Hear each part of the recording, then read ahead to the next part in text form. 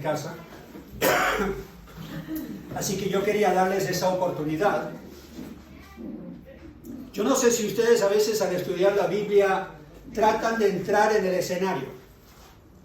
Al leer lo que Jesús estaba haciendo, tratan de imaginarse qué hubiera sido ser uno de los discípulos o uno de los religiosos, uno de los malos, o uno de los personajes que simplemente estaba ahí cojeando o enfermo o necesitaba alguna ayuda y estaba ahí para buscar ayuda del Señor. No teniendo quizás mucha seguridad de quién era Jesús, pero sabemos que Jesús hizo milagros en gran parte para cumplir lo que las Escrituras dijo, que cuando llegaría el Mesías, Él tendría el poder de Dios claramente visible en Él, y donde Él fuera, aún las personas que simplemente tocaban su manto eran sanadas. Y en algunos de los casos Jesús mismo apunta a la gente y dice: y ustedes me buscan solo por los beneficios. Ustedes siempre están llegando porque solo quieren el pan. Y es exactamente lo que vemos en Marcos capítulo 6. Pero igual eso no quiere decir que Jesús dejó de hacer los milagros o dejó de darles de comer. En Marcos 6 tenemos un versículo que quiero resaltar de esta historia. Y si ustedes saben algo de Biblia, ustedes saben lo que está sucediendo en el libro de Marcos. Justo antes de esto, Jesús ha recibido noticias de que en una forma muy injusta ha muerto Juan el Bautista. Le cortaron la cabeza. Era un hombre bueno, era el precursor del Mesías, el que había de llegar antes para preparar el camino. Como en ese tiempo era costumbre, si iba a llegar un rey, antes de que llegara el rey a un pueblo, una ciudad, una región, pasaban personas y pregonaban que iba a llegar el rey y preparaban el camino. Si había basura, había que recogerla. Si había un lugar donde se tenía que reparar el camino, se reparaba el camino. Fuera lo que tenían que hacer para preparar la llegada del rey, lo hacían. Gente pintaba sus casas, arreglaban todo porque venía el rey. Entonces llega el precursor y es Juan el Bautista, primo del Señor Jesucristo. Yo me imagino que ellos de chicos jugaban juntos. Ahora, corriendo por ahí, jugando ellos y compartiendo de chicos, Juan el Bautista y el Señor Jesús, probablemente era al revés de lo que normalmente nosotros vemos en figura. Aquí vemos a Jesús más o menos con el pelo largo, pero no tenía el pelo largo porque era nazareo, era nazareno de Nazaret. El que era nazareo, el que había tomado un voto de no tomar sidra, ni tomar vino, ni comer uvas, que no podía tocar cuerpo muerto, que era separado completamente para Dios. Una de las formas que demostraba él eso, Juan el Bautista, era que se dejaba crecer el pelo y la barba. Así que imagínense un tipo vestido de piel de camello, tremenda voz probablemente porque predicaba a multitudes en los lugares desiertos y bautizaba en el Jordán, y que nunca se había cortado el pelo. ¿Se imaginan qué tan chascón que era? O sea, tenía el pelo quién sabe por dónde y nunca se había cortado la barba. ¿Quién sabe hasta dónde se le creció? Yo creo que daba quizás algo de miedo estar en su presencia. Pero Jesús y Juan el Bautista, creo yo, tenían una relación muy cercana. Imagínense ustedes un primo que se criaron juntos, quizás lo tienen, que son casi como hermanos y comparten todo, y de repente oyes que lo han matado.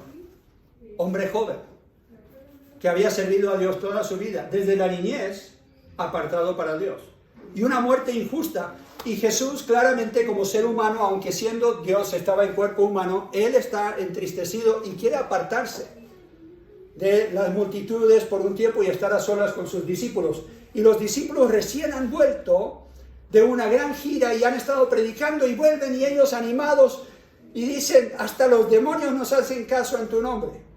¿Se imaginan las emociones encontradas que tiene el Señor Jesús? Triste por un lado, gozoso por otro lado, porque los discípulos han tenido una gran victoria.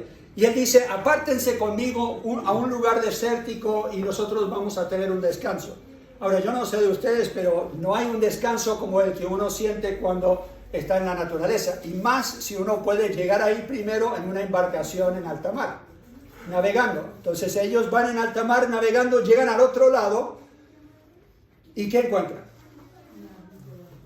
Que todos se imaginaban a dónde iba Jesús y fueron por el camino, todos corriendo para llegar ahí antes. Y dice este versículo en Marcos, capítulo 6, y versículo 34. Yo no sé si ustedes se pueden imaginar qué habrá sentido Jesús en ese momento. Yo creo que me voy a sentir un poco irritado, porque estoy triste por la muerte de Juan el Bautista, quiero escuchar de los discípulos qué ha pasado, que ellos me cuenten, y de repente hay una gran multitud, y yo los tengo que sanar, y tengo que hablarles, y tengo que en unos momentos darle de comer a más de 5,000 hombres, más mujeres y niños.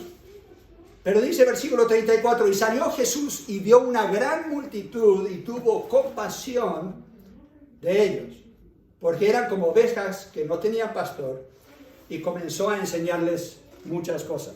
¿Se pueden imaginar? Jesús conmovido por la muerte de su primo, conmovido también porque han llegado los buenos reportes de los discípulos, y él quiere simplemente unas horas solo con ellos, pero llega y hay miles de personas, cada uno queriendo algo de él. Y la Biblia dice en uno de los otros evangelios que también sanó a algunos de ellos, y estuvo ahí un buen tiempo con ellos. Ya se está haciendo tarde, a todos les dio hambre, y no como la Wendy, que a veces carga su comida con ella porque no puede comer lo que otros comen. Parece que nadie trajo mucho, si no tenían unos panes y unos peces, y sabemos la historia. Jesús los bendijo y los repartió, y milagrosamente le dio de comer probablemente a más de 15,000 personas. Pero sabemos que la Biblia dice que cada vez que Jesús hacía un milagro, especialmente cuando sanaba a las personas, él sentía que poder de él había fluido de él hacia esa persona. Y era limitado en su cuerpo físico. La Biblia dice que Jesús se cansaba. Lo vemos cansado cuando él va a ver a la mujer samaritana y se sienta ahí al lado del pozo de Jacob. Y la Biblia dice que él estaba cansado, tenía sed, quería comer algo, y los discípulos van a buscar algo para comer. Y él habla con la mujer samaritana. Así que físicamente Jesús se cansaba cuando estaba en ministerio. Pero ¿qué siente él cuando ve a estas personas? Dice, y tuvo compasión. Yo creo que si tuviéramos que buscar una de las cosas que más falta en el mundo de hoy, es compasión. Porque vemos cómo la gente se trata unos a otros, especialmente en ciudades grandes, donde vemos sufrir a personas y hay tantos y no los podemos ayudar, que ya nos hemos acostumbrado a endurecer un poco el corazón y seguir de largo. Han habido casos en Nueva York, en Chicago, también en Buenos Aires y aún aquí en Santiago, donde hay una persona a quien le están robando o literalmente la están acuchillando o está sufriendo alguna injusticia, y gente pasa nomás. Es más, está faltando. Poco tiempo después, en Marcos capítulo 8, Marcos capítulo 8, versículos 1 y 2. En aquellos días, como había una gran multitud y no tenían qué comer, ya versión 2.1, ¿qué hace Jesús? No tenían que comer. Jesús llamó a sus discípulos y les dijo, tengo compasión de la gente, porque ya hace 3 días que están conmigo y no tienen qué comer. ¿Se pueden imaginar ustedes? En la iglesia, en un culto por 3 días, está tan buena la prédica, la enseñanza, que la gente no se quiere ir a la casa y ya no tienen que comer. Y entonces Jesús dice, yo tengo compasión de ellos, y Jesús les dice a los discípulos, denle ustedes de comer, y ellos dicen, hey, pero lo único que tenemos son unos panes y unos peces, y Jesús dice, tráiganmelos, y de nuevo él reparte a más de 4,000 hombres, no sabemos cuántos más había. Entonces en 2 ocasiones Jesús suple una necesidad de gente, porque dice la Biblia, él tiene compasión de ellos. Ahora, si ellos tenían hambre, seguramente Jesús también, ¿qué? Tenía algo de hambre. Entonces, yo creo que parte de la definición que le podemos dar a esa palabra compasión es entrar en la situación que está viviendo la persona a la cual nosotros estamos viendo. Estamos en una serie que yo he llamado Misión Posible. Sentimos que es una misión imposible, pero la misión que el Señor nos dio es la misión en la cual Él estaba involucrado, y es ir a todo el mundo y salvar el planeta. Es lo que la Biblia dice en Mateo 28, que Él nos dio a nosotros, los que creemos en Él, esa gran comisión. Y después dijo el Señor Jesús, porque el Hijo del Hombre ha venido a buscar y a salvar lo que se había perdido. Esto es un repaso de lo que ya hemos visto en otros mensajes. Entonces Jesús les dijo otra vez, paz a vosotros, como me envió el Padre, así también yo os envío. Vino Jesús entonces a salvar lo que se había perdido. Y después Él dijo que, y ahora yo te mando a ti a hacer lo mismo. Como representante mío, si tú crees en mí, esta es tu pega. Y la gran mayoría de nosotros nos criamos pensando primero en nosotros. Lo que yo quiero, me levanto en la mañana, me da hambre, tengo ganas de unos huevos fritos o lo que sea, y yo me preparo algo, o Wendy me lo prepara, y estoy pensando en mis necesidades y no estoy pensando en el que no tiene. No estoy pensando en las personas que están en situación de calle o en algún... Porque simplemente es natural que pensemos en nosotros mismos. Pero si vamos a ser buenos seguidores de Jesús, tenemos que pensar en la misión de Jesús como nuestra misión. Y tenemos que aprender de Él, su mensaje, sus métodos y su mentalidad, su pensar. En Mateo 9, también tenemos una ocasión en que dice, y al ver las multitudes, tuvo compasión de ellas porque estaban desamparadas y dispersas como ovejas que no tienen pastor. Desamparadas, dispersas y sin pastor. Ya hablamos de lo peligroso que es para una oveja que esté en esas condiciones. Las ovejas no saben realmente defenderse muy bien, no son muy listas, no son muy inteligentes, aunque uno a veces se cree bastante inteligente. La Biblia dice que nos falta mucho para llegar a la sabiduría que tiene Dios. Y sin pastor, o sea, sin guía, sin alguien que los proteja, sin alguien que supla sus necesidades. La compasión de Jesús siempre lo llevaba a acción. No es simplemente sentir lástima por lo que la persona está viviendo. No es simplemente decir, ay, qué pena que esa persona tenga que vivir esa situación y después, en unos momentos, olvidarme de lo que ellos están viviendo. Él tenía que actuar, tenía que hacer algo. Jesús enseñaba, Jesús sanaba o Él suplía alguna necesidad. Cada vez que lees que Jesús sintió compasión por las personas, después de eso vemos que Él hizo algo por ellos. Tenemos esta ilustración en Lucas 7. Jesús está caminando por un pueblo llamado Naín y de repente ve todo un grupo de personas que van pasando y están cargando el féretro, están cargando un niño que ha muerto, el único hijo de una mujer que ya es viuda. En ese tiempo las viudas vivían una vida realmente en peligro porque la mujer no podía comerciar como hoy día se puede tener algún comercio. En ese tiempo era muy difícil que una mujer tuviera propiedad o que comprara, vendiera cosas, y entonces estaba literalmente en peligro de morir de hambre. Si no tenía familia, y su única familia, en este momento su hijo, que podría suplir alguna necesidad por ella a futuro, que podría trabajar, que podría ayudarla en su vejez, ha muerto. Yo no sé si se pueden imaginar ustedes el quebranto que siente una madre cuando muere un hijo. Uno no espera que mueran los hijos, uno más bien espera que uno se muera y ellos te entierren a ti, pero en este caso hay una mujer que ya ha muerto su esposo y ahora ha muerto el único hijo que ella tiene. Él se siente pero completamente, no sé si podemos imaginar el quebranto del corazón. Y Jesús, dice la Biblia, tiene compasión de ella y toca al hijo y lo levanta de los muertos. Ahora, nosotros no tenemos esas habilidades, pero hay cosas que sí podemos hacer para ayudar a personas en estas condiciones. Lo que quiero que ustedes vean es que Jesús no es como mucha gente ve a Dios. Muchos ven a Dios como el gran castigador. Ven a Dios como el que está ahí. En cualquier momento yo te voy a dar porque tú no obedeces mi ley, no estás cumpliendo conmigo. La Biblia dice que Él reconoce que nosotros somos polvo, que nosotros no somos los fuertes y suficientemente hábiles para cumplir con su ley sin su ayuda. Y aquí tenemos a Jesús que nos muestra quién es Dios, porque Él siendo Dios en carne, nos muestra cómo es realmente Dios para con nosotros y cómo deberíamos ser nosotros. La Biblia dice en 1 de Juan, capítulo 2 y versículo 6, el que dice que anda en Él debe andar como Él anduvo, el que permanece en Él debe andar como Él anduvo. Así que tenemos aquí a Jesús, no como mucha gente lo pinta, diciendo, bueno, ahí te lo mereces, seguramente eres gran pecadora o el hijo era pecador o lo que... Y mucha gente hoy día que profesa ser cristiano viven así, en juicio de todos y apuntando el dedo y diciendo, ¡ah! Ya, están viviendo así, seguramente hicieron alguna gran maldad o los padres pecaron.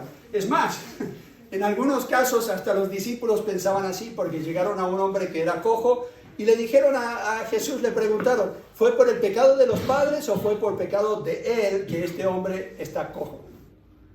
¿Y qué dijo Jesús? No fue por pecado, fue para mostrar la gloria de Dios y lo sanó. Yo creo que nuestro pensar tiene que cambiar si llegamos al punto de juzgar a los demás y decir, ahí ellos se merecen esa vida, ese estilo de vida, esa enfermedad o lo que sea. Cuando la Biblia habla de compasión, es una palabra larga en griego, es splanknisomai, no la puedo pronunciar bien, no soy muy erudito en cuanto a griego y hebreo, pero me fascina ver cómo en otros idiomas se juntan palabras para describir. Literalmente significa conmovido en sus entrañas. Splankon es intestino. Yo no sé si alguna vez han estado en una montaña rusa y en esa bajada uno siente como de y el miedo que te da y uno como que o ese momento en que te enamoraste y lo sentiste ¿dónde? Sí, cuando uno realmente siente una verdadera compasión, ¿dónde la sientes? Si eres guatón, sientes más que otros, no sé. Pero yo lo siento, bueno, algunos tienen guata con H, unos tienen guata con G, no sé cómo lo dicen, lo escriben acá en Chile, pero yo tuve que elegir uno. Aquí vemos el corazón de Jesús. Jesús entonces, al verla llorando y a los judíos que la acompañaban también llorando, se estremeció en espíritu y se conmovió. ¿Cuándo sucedió esto? Juan 11. Jesús está llegando donde la casa de Lázaro porque él ha muerto. Él sabe que lo va a resucitar. Él sabe cuál es su propósito. Es más, él ha decidido no ir, aunque estaba cerca, por 3 días para que aseguren de que está muerto. Y todos van a decir, no es que fue un desmayo, está muerto. Es más, ahora ya comienza a heder. Y no, ni siquiera quieren abrir la tumba. Y Jesús dice, no, tienen que correr la piedra. Y él resucita a Lázaro de entre los muertos. Pero antes de eso, él ve la tristeza que ha producido la muerte de un ser querido en los que están ahí y todos están llorando. Y la Biblia dice que Jesús se estremeció en el espíritu y se conmovió. ¿Se pueden imaginar a Jesús así? Nosotros a veces lo tenemos como, ya, Jesús nunca mostrando mucha emoción, nunca sintiendo mucho, porque igual Él sabe cómo va a terminar todo. Él sabe el futuro, entonces puede ir tranquilo. Él sabe que va a resucitar a Lázaro. Ese es su plan. Pero no es así. Él lo sintió en lo más profundo de su ser. Sintió compasión por los que estaban sufriendo. El corazón de los discípulos a veces se parece más al nuestro que nosotros al Señor Jesús. Queremos tener la razón más que tener un impacto positivo. Queremos ganar el mundo con nuestra doctrina, pero no respaldado en acción, no respaldado realmente de corazón. Estaban viajando en Lucas 9 y los discípulos cuando llegaron a Jesús eran judíos con su pensar y sentir de cómo se criaron en esa cultura, y los judíos odiaban a los samaritanos. Y los samaritanos, ellos decían, no eran judíos puros, y entonces había esta rivalidad y este odio, literalmente no se hablaban. Veías un samaritano que venía caminando y te hacías al otro lado de la calle para no tener que confrontarlo, ni siquiera acercarte a él. Entonces muchos cuando viajaban se pegaban tremenda vuelta para ir al norte, a Galilea, de Judea, y para no tener que pasar por Samaria. Pero Jesús pasa directo por Samaria, y están buscando un lugar en alguno de los pueblos para quedarse la noche para después ir a Jerusalén el próximo día. Y como era obvio que Jesús era judío con sus discípulos y que iban a Jerusalén, nadie los quería albergar. Nadie quería abrir su casa para que se quedaran ahí con él. Y los discípulos, enfurecidos, los hijos de trueno, ¿se acuerdan que algunos de los discípulos eran llamados hijos de trueno? Dicen, como Elías aquí mismo en este sector pidió que cayera fuego del cielo y consumiera a sus adversarios, ¿quieres que nosotros hagamos lo mismo? ¿Y qué dice Jesús? ¿Qué están pensando? Ese no es mi espíritu. Yo no vine con esa forma de pensar. Yo no vine a destruir al hombre, sino a salvarlo. Y conozco de tantos, y se ve en Facebook, se ve en Twitter, se ve en todas estas plataformas, gente que en el nombre de Dios son odiosas. En nombre de Dios están acusando, apuntando el dedo. ¿Qué dice la Biblia sobre eso? Primero, quizás deberías sacarte la viga de tu ojo para ayudar a sacar la paja que está en el ojo ajeno. Y cuidado que con el juicio con que tú juzgas, esa misma vara la van a usar para medirte a ti. Nosotros no fuimos puestos aquí en la tierra para ser jueces. Dios es el gran juez. Nosotros fuimos puestos aquí como Jesús para tener compasión. Los que no conocen a Dios o no viven para Dios no son el enemigo. Ellos necesitan ser rescatados, y si vamos a lograr hacer la pega que Dios nos ha dado, tenemos que cambiarnos el chip. Tenemos que tener un corazón, no como el de los discípulos, que caiga fuego del cielo y los consuma, sino corazón como Jesús. Juan capítulo 13 y versículo 35, Jesús dijo, en esto conocerán todos que sois mis discípulos, mis seguidores, si tuvierais amor los unos por los otros.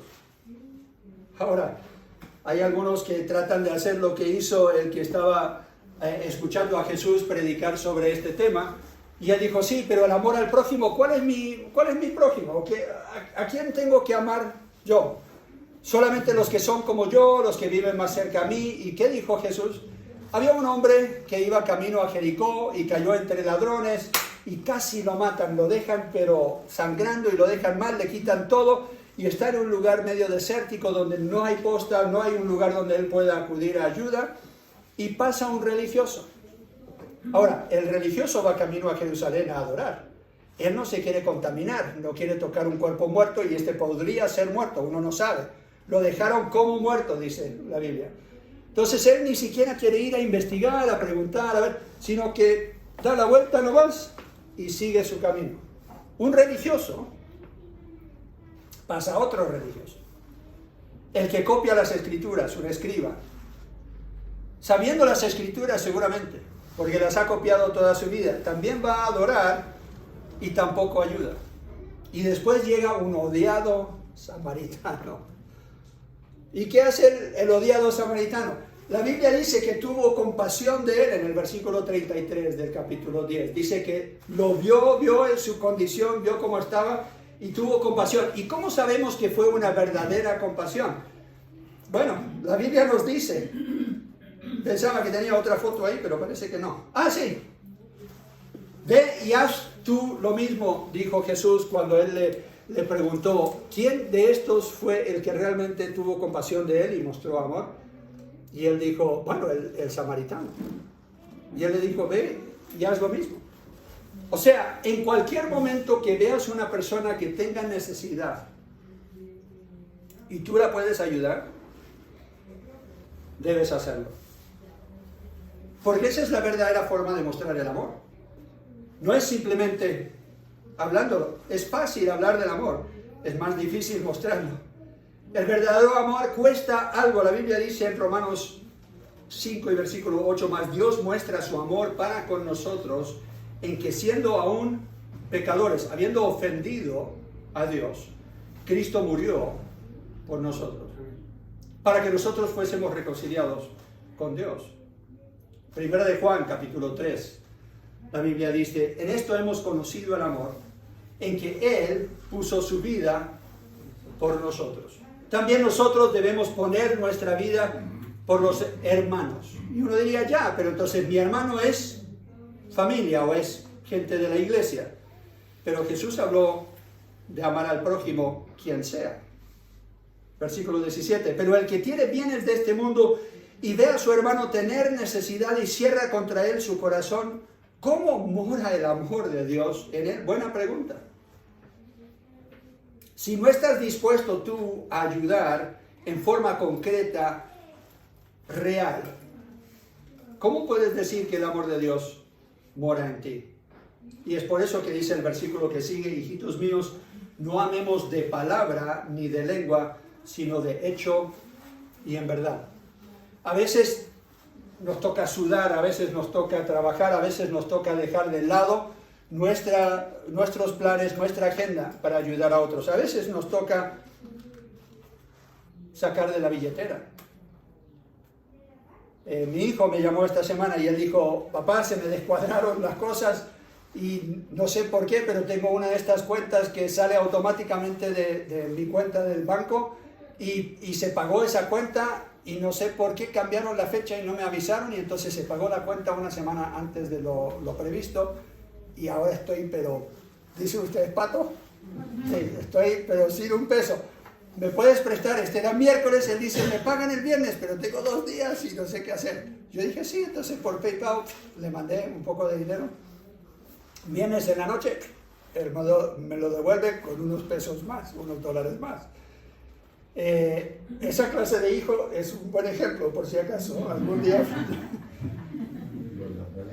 Ahora, uno diría, pero claro, es tu hijo menor, es el Benjamín. Sí, tiene ya 30 años, es casado. Pero igual uno por el hijo hasta pide prestado, ¿cierto? Pero no ¿por qué no a los demás? Si realmente vamos a mostrar el corazón de Jesús a otros. ¿Se acuerdan lo que dice la Biblia en Gálatas capítulo 5? El fruto del Espíritu es amor. Comienza con amor. Si realmente tenemos el Espíritu de Cristo morando en nosotros, vamos a pedir que Él nos muestre cómo podemos en forma práctica, no solo de palabra y de lengua, sino en hecho y en verdad, mostrar ese amor a los demás. ¿Se acuerdan que hablé de algunas cosas prácticas que podríamos hacer? Primero les di la tarea de escribir por lo menos 5 nombres y que estarían intercediendo ustedes por la salvación de ellos. Segundo, escribe y memoriza tu testimonio de cómo Dios te ha cambiado la vida. Ahora que lo conoces a Él, habla de tu antes y tu después, para convencer a otros de que necesitan a Dios en sus vidas. Y número 3, hablamos de cómo cambiar nuestro chip. Reconocer que somos embajadores, representantes de Cristo aquí en la tierra. Y como representantes deberíamos tener su compasión por la gente que está perdida. No apuntando el dedo, burlándonos, acusando, juzgando, sino extendiendo la mano. Oremos.